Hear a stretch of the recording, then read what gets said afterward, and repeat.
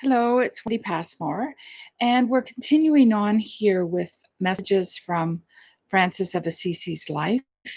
And this will be a short talk about making choices, the Franciscan way of discernment. I think I will start with Francis's desire to live in the cave and just to be in that quiet place on the mountaintop where he could just live in the dream and live in that intimate place with Jesus, the lover of his soul. And yet there was part of him that felt a call to be on the road too, to be caring for the people pastorally, for the lepers, for sharing the good news of what he had experienced in this intimacy with Jesus with others that he came across. So it was a real difficult choice for him to make, whether he was called to be on the road or called to live a life in the cave. So he had a sense in his heart what the answer to all that was.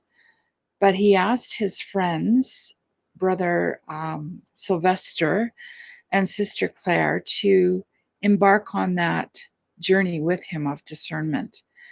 And they came back with the sense that they felt God had called Francis to both, to live his life in the cave in prayer and that intimate place, and also to be on the road caring for the people that he met and encountered.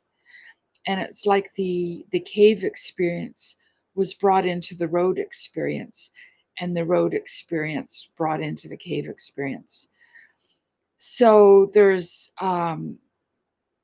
a whole sense of a balance in life, that we'll look at next time.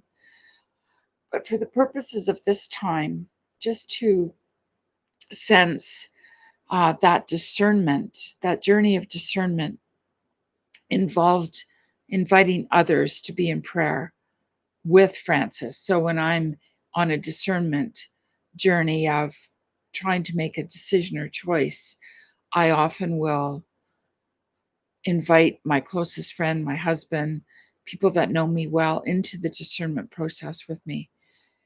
What happened with Francis was it had already been in his heart that he was called to both, and his friends were able to affirm that call that he had felt. Other ways of discerning God's activity and call in our journey of discernment is, what gives me life? For Francis, it was both the cave and encountering people on the road that was very life giving for him. So the decision, he felt that there was a decision of either or, but God seemed to be bringing to him it was both and. And so for us, as we're trying to decide and make decisions and choices, part of that discernment can come in what's life giving for me? Where do I feel most enlivened? Where are my gifts and my passions and my talents being used? And that is bringing me a fulfillment in my life.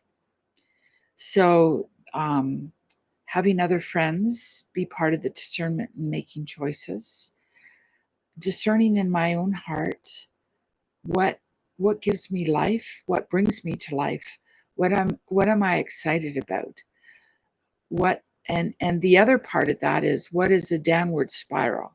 So if we are sensing something's in a downward spiral, that's taking us away from God, that's taking us away from who God has created us to be.